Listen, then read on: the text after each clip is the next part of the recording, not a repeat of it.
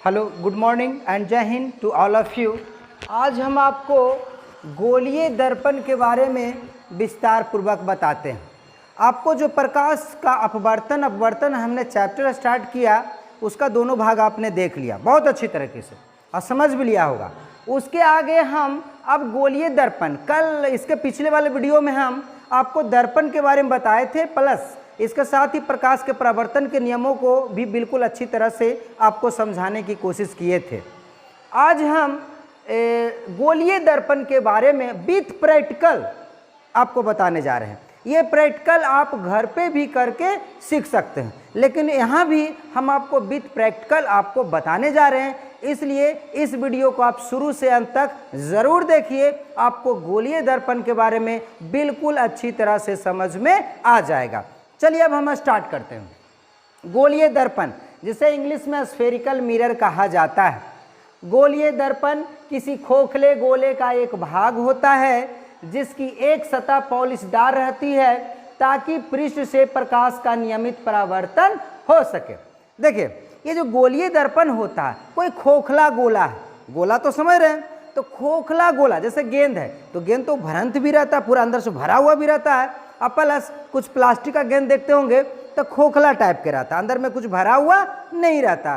तो बस उसी खोखला टाइप का ही गोलीय दर्पण होता है, और उसी का गोला जो होता है खोखला टाइप का, उसी का जो भाग होता है वही कहलाता हमारा गोलीय दर्पण, जिसका एक सतह पॉलिश किया हुआ रहता है, पॉलिशदार रहता है, जिस पर आपको कल भी पिछले वीडियो में भी बताए होंगे कि पारे की परत या फिर रेड ऑक्साइड, इसको परत चढ़ा दिया जाता है। क्यों? क्योंकि अगर परत चढ़ा दिया जाता है तब प्रकाश का बहुत अच्छे तरीके से परावर्तन हो पाता है ना। तो इसलिए हम पॉलिशदार होता है गोलीय दर्पण। अब देखिए, गोलीय दर्पण जो खोखला गोला का भाग होता है, ये दो प्रकार का होता है। कितना प्रकार का? दो प्रकार का। सबसे पहला देखिए अवतल दर्पण। अवतल दर्पण को इंग्लिश में कनकेव मिरर कहा जाता है, और इसे अभिसारी दर्पण भी कहा जाता है। अभिसारी से आपको याद हो रहा होगा कि हमने प्रकाश के सबसे पहला वीडियो में ये बताया था कि अपसारी क्या होता है, अभिसारी क्या होता है। तो ये जो अवतल दर्पण है, ये अभिसरित करने का काम करता है, मतलब प्रकाश का जो किरण पुंज होता है उसको एक जगह जमा करने का काम करता है। कैसे जमा करेगा, ये हम आपको वीडियो के माध्यम से दिखाने वाले हैं। तो आगे देखिए क्या कह रहा है कि जिस गोलीय दर्पण का परावर्तक तल धंसा रहता है, जिस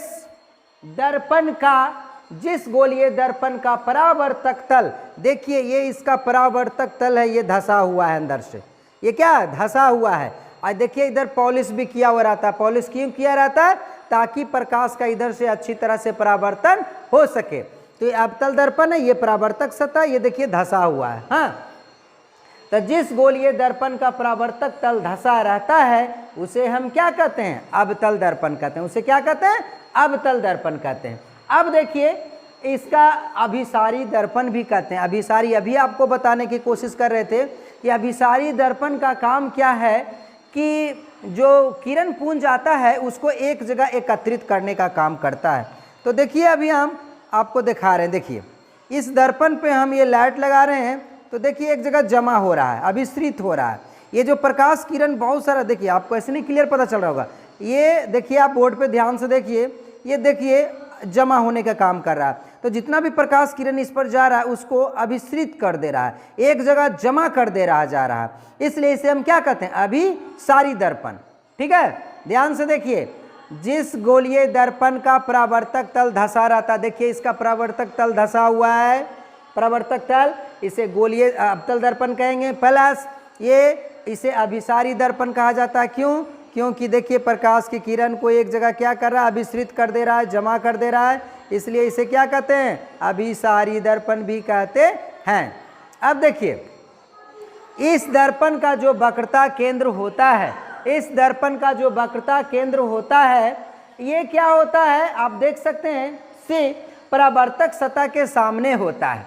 परावर्तक सतह के सामने ये देखिए आपका अवतल दर्पण बना हुआ है, ये परावर्तक सतह देखिए इसी प्रकार धंसा हुआ है, और ये क्या है आपका? देखिए कलई किया हुआ है, ये देखिए कलई से हम दर्शा दिए हैं, है ना।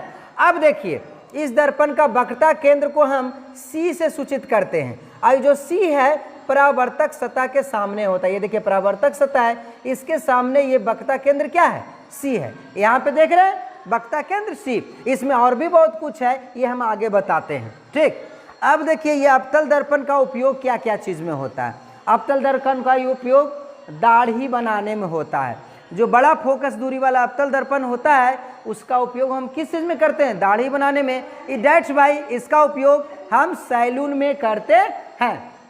दूसरा देखिए इसका उपयोग आँख, कान एवं नाक के डॉक्टर के द्वारा किया जाता है। ये इसलिए क्योंकि आँख को देखना हो, आँख के अंदर यदि नाक के अंदर देखना या कान में बहुत अंदर मेन होता है तो उसको देखने के लिए उसको प्रतिबिंब को बड़ा करना होता है। तो चूंकि अवतल दर्पण से प्रतिबिंब बड़ा बनता है। देखिए आप देख सकते हैं हमारी उंगली अगर दिखाई पड़ रहा हो तो देखिए जो हम उंगली दिखा रहे हैं, देखिए आपको बिल्कुल मोटा दिखाई पड़ता होगा। देखिए आपको जो है हमारी उंगली कैसे दिखाई पड़ती होगी, मोटा, एकदम बड़ा। तो अवतल दर्पण में जो बना प्रतिबिंब होता है वो वस्तु से क्या बनता है, बड़ा बनता है। देख सकते हैं आप, मोटा भी उंगली होगा और बड़ा दिखाई पड़ रहा होगा। डैट्स भाई इसका उपयोग अवतल दर्पण का उपयोग आँख, कान एवं नाक के डॉक्टर के द्वारा भी किया जाता है। प्लस जो हम लोग गाड़ी चलाते हैं, कोई भी गाड़ी हो, चाहे बाइक हो, चाहे 4 व्हीलर, चाहे 3 व्हीलर, कोई व्हीलर हो, तो कोई भी व्हीलर होता है उसका आगे वाला जो हेडलाइट होता है उसमें अवतल दर्पण का उपयोग होता है। क्यों? क्योंकि अभी आपको बता रहे थे इस पर फोकस करके कि अवतल दर्पण का काम है कि प्रकाश के किरण को एक जगह एकत्रित कर देना, अभिसरित कर देना। तो हम लोग जब रात में गाड़ी चलाते हैं तो अगर प्रकाश किरण निकलेगा चारों तरफ फैल जाएगा तो हम लोग कैसे देख पाएंगे। इसलिए प्रकाश किरण एक जगह जमा होता है, तब जो है हम आगे देख पाते हैं और गाड़ी आराम से ड्राइव कर पाते हैं। ठीक है, इसका उपयोग और कहाँ होता है, सोलर कुकर में। देखिए हम लोग सोलर एनर्जी का भी प्रयोग करते हैं। तो सोलर कुकर में क्या होता है, जो एनर्जी अनंत से आ रही है किरण, उस किरण को ये अवतल दर्पण क्या करता है, अभिसरित करता है। मतलब सारे किरण को एक जगह एकत्रित कर देता है। जब एक जगह कर देगा उस सारे किरण को तो बताइए वहाँ पे जो कुछ भी रहेगा जल्दी गर्म होगा कि नहीं, क्योंकि पूरा किरण के समूह को वो एक जगह अभिसरित कर दिया। तो इसलिए अवतल दर्पण का उपयोग हम किस में करते हैं, सोलर कुकर में भी करते हैं। ये हो गया इसका उपयोग। आगे सेकंड जो गोलीय दर्पण हमारा उत्तल दर्पण। उत्तल दर्पण को इंग्लिश में कन्वेक्स मिरर भी कहा जाता है और इसे अपसारी दर्पण कहते हैं। अपसारी का मतलब आपको हम पहले भी समझाए हैं। अपसारी दर्पण का मतलब आपको बताए थे कि अपसारी का मतलब होता है प्रकाश की किरण को फैला देना। तो देखिए कैसे फैला देता है, आप अभी देखिए तुरंत। देखिए आप इसमें दिखाई पड़ रहा है कहीं भी कुछ, क्यों? क्योंकि प्रकाश के किरण को ये इतना ना फैला चुका है कि पता ही नहीं चल पा रहा है। तो इसलिए उत्तल दर्पण को क्या कहते हैं, अपसारी दर्पण। अभी जब आपको हम दिखा रहे थे कौन, अवतल दर्पण, तो प्रकाश किरण को यहाँ पे अभिसरित कर दे रहा था। लेकिन चूंकि यह अपसारी दर्पण है, उत्तल दर्पण अपसारी दर्पण है, तो ये किरण को क्या करता है कि फैला देता है। तो फैला दिया तो देखिए आपको पता ही नहीं चल रहा है परावर्तन के बाद। तो डेट्स वाई आप समझ गए कि उत्तल दर्पण को अपसारी दर्पण क्यों कहा जाता है। अब देखिए इसका गुणधर्म। जिस गोलीय दर्पण का परावर्तक सतह उभरा रहता है, देखिए ये इसका परावर्तक सतह है, तो ये देखिए आगे की ओर उभरा हुआ है और इधर जो कलई किया हुआ है ये धंसा हुआ है। कलई क्यों किया रहता है, ताकि यहाँ से अच्छा से परावर्तन हो सके। अब देखिए यही आप दर्पण देख रहे हैं इस प्रकार का, देखिए ये उभरा हुआ इधर रचना है, ये इसी प्रकार का। तो ये उभरा हुआ इधर से ही प्रकाश का परावर्तन होगा और इधर कलई किया हुआ है। तो कलई किया हुआ इसलिए रहता है ताकि प्रकाश का अच्छी तरह से परावर्तन हो सके। तो इस दर्पण का वक्रता केंद्र देखिए, अवतल दर्पण का वक्रता केंद्र एकदम ठीक परावर्तक सतह के सामने था, इधर से इधर। लेकिन परावर्तक सतह तो हमारा इधर है, लेकिन वक्रता केंद्र को हम C से सूचित करते हैं। तो ये वक्रता केंद्र जो है परावर्तक सतह के ठीक विपरीत है। यही लिखा हुआ है, इस दर्पण का वक्रता केंद्र C परावर्तक सतह के पीछे। परावर्तक सतह इधर हो गया और पीछे में वक्रता केंद्र हो गया। हाँ, अभी बोलिएगा कि इसका उपयोग और याद रखिए कि उत्तल दर्पण से बना प्रतिबिंब छोटा होता है। जैसे देखिए आप देख सकते हैं, आपको अगर दिखाई पड़ रहा होगा तो देखिए कि कितना प्रतिबिंब छोटा बन रहा है, हमारे उंगली पतला। इसके पहले आपने अवतल दर्पण देखा होगा, तब आपने देखा होगा कितना बड़ा बन रहा था प्रतिबिंब। लेकिन उत्तल दर्पण में ये क्या होता है, छोटा प्रतिबिंब बनता है। इसका उपयोग देखिए, दृष्टि क्षेत्र बहुत अधिक होता है। दृष्टि क्षेत्र अधिक होने का मतलब है कि बहुत ज़्यादा एरिया को ये कवर कर लेता है। आपको देखिए, हम पूरा हाथ भी दिखाना चाहे तो इसी में एडजस्ट हो जाएगा, पूरा हाथ एडजस्ट हो सकता है इसमें, है ना। बहुत सारा चीज़ आप देख सकते हैं इसमें। आगे देखिए कि इसका उपयोग कहाँ होता है, तो जो भी गाड़ी ड्राइव होता है उसके बगल में साइड मिरर में, ये आप देखते होंगे साइड में एक मिरर लगा हुआ रहता है, दर्पण लगा हुआ रहता है। वो दर्पण से पीछे की वस्तु को देखता है, तो वो जो दर्पण लगा हुआ होता है वही दर्पण रहता है आपका उत्तल दर्पण। उत्तल दर्पण क्या करता है, पीछे से बहुत बड़ा क्षेत्र को कवर कर लेता है, मतलब बहुत दूरी से आते हुए प्रतिबिंब, वस्तु के प्रतिबिंब को उसमें देख पाता है। तो ये पता चल जाता है चलाने वाले को कि पीछे से कौन सी गाड़ी आ रही है और उसको किस तरह हमको साइड देना है, इससे उसकी सुरक्षा हो जाती है। तो देखिए यहाँ पे दो प्रश्न बनता है। क्या प्रश्न बनता है, सबसे पहला कि गाड़ियों के साइड मिरर में किसका उपयोग होता है, तो साइड में उत्तल दर्पण का उपयोग होता है। और गाड़ियों के हेडलाइट में किसका उपयोग होता है, तो वो होता है अवतल दर्पण का उपयोग। हाँ, तो देखिए हमने दृष्टि क्षेत्र इसका बहुत बड़ा होता है, गाड़ी के साइड मिरर में, फिर लगा हुआ सड़क में लगे परावर्तक लैंप में। सड़क में देखना होगा आपने कि परावर्तक लैंप लगा हुआ रहता है बीच बीच में। तो ये परावर्तक लैंप का क्या काम है कि प्रकाश की किरण को क्या करता है, फैला देता है। चूंकि उत्तल दर्पण अपसारी दर्पण है, इसलिए प्रकाश की किरण को क्या करता है, ये फैला देता है। तो हमने देख लिया अवतल दर्पण के बारे में भी, उत्तल दर्पण के बारे में भी। अब देखिए ये जो गोलीय दर्पण का दो प्रकार हो गया, अवतल दर्पण और उत्तल दर्पण, इससे संबंधित कुछ परिभाषाएं जो इसमें आपको दिखाई पड़ी उसके बारे में आपको बताते हैं। सबसे पहले वक्रता केंद्र, ये सेंटर ऑफ कर्वेचर क्या है, तो गोलीय दर्पण, आपको बताएं कि गोलीय दर्पण एक खोखला गोला का भाग होता है। तो गोला है तो उसका कोई ना कोई तो केंद्र होगा, तो उसी केंद्र को हम वक्रता केंद्र कहते हैं। और इसी वक्रता केंद्र को हम किससे सूचित करते हैं, सी से सूचित करते हैं। देखिए यहाँ पे जो सी देख रहे हैं यही वक्रता केंद्र को सूचित कर रहा है। तो ये कोई खोखला गोला का भाग है, तो खोखला गोला में जो केंद्र है वही यहाँ पे वक्रता केंद्र कहलाता है। अब देखिए ध्रुव, ये पोल क्या है, पोल गोलीय दर्पण की परावर्तक सतह के मध्य बिंदु को दर्पण का ध्रुव कहा जाता है। देखिए गोलीय दर्पण का ये परावर्तक सतह मान लिया जाए, इधर से परावर्तक सतह, तो ये जो बीच वाला पॉइंट हो गया इसी को क्या कहा जाता है, ध्रुव, पोल। इसे हम किस चीज से डिनोट करते हैं, पी से। इसे किससे डिनोट करते हैं, पी से किया जाता है। तो जो भी गोलीय दर्पण का परावर्तक सतह, इसका बीच वाला बिंदु जो है यही क्या कहलाता है, ध्रुव कहलाता है, पोल कहलाता है, जिसे हम पी से सूचित करते हैं। आगे देखिए वक्रता त्रिज्या, आगे क्या दिया हुआ हमारा, वक्रता त्रिज्या, जिसे हम इंग्लिश में रेडियस ऑफ कर्वेचर भी कहते हैं। तो देखिए रेडियस ऑफ कर्वेचर क्या होता है, गोलीय दर्पण का ध्रुव, देखिए यहाँ पे पी हो गया और यहाँ पे सी हो गया, तो गोलीय दर्पण का ये ध्रुव हो गया, ये क्या हो गया, वक्रता केंद्र हो गया। तो यही दोनों के बीच की दूरी जो होती है वो हमारी कहलाती है वक्रता त्रिज्या, जिसे हम आर से सूचित करते हैं। जिसे हम किससे सूचित करते हैं, आर से सूचित करते हैं। ठीक है, अब तो ये समझ गए होंगे कि ध्रुव और वक्रता केंद्र के बीच की दूरी को हम क्या कहते हैं, वक्रता त्रिज्या कहते हैं, जिसे आर से सूचित किया जाता है।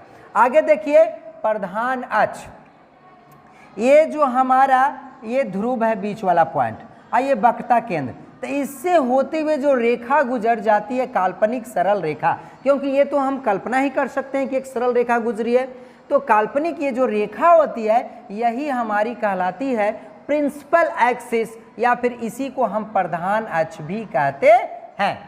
ठीक, अब देखिए आगे फोकस क्या होता है।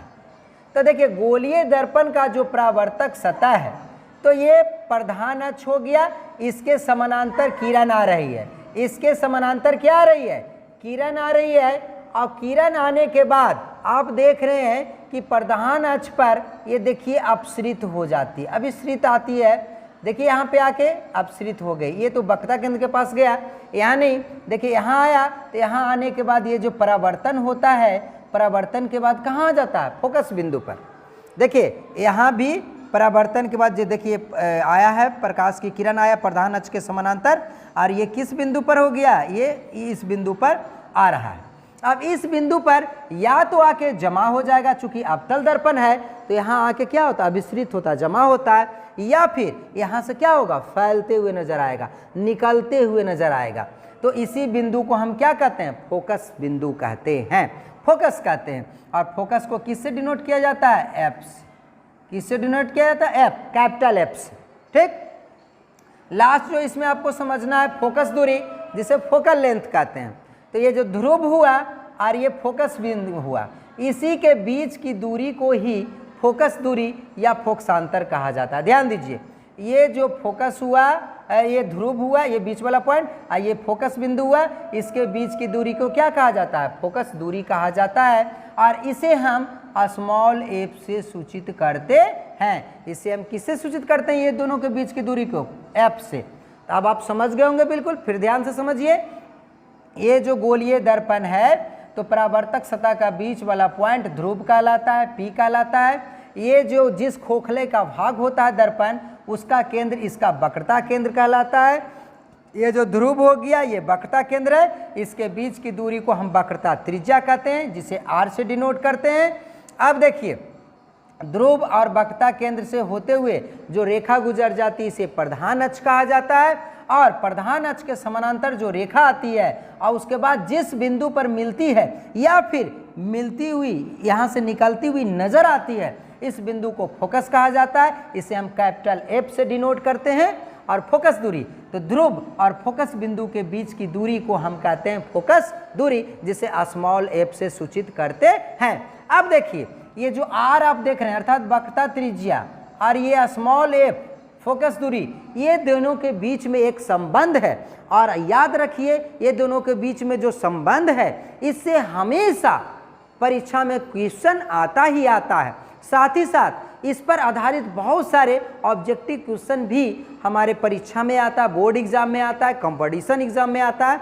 तो इसके आगे वाले वीडियो में हम यही दोनों के बीच संबंध स्थापित करेंगे, और उस संबंध का बहुत बड़ा रोल है आपके एग्जाम में, और इस चैप्टर में बहुत बड़ा रोल है।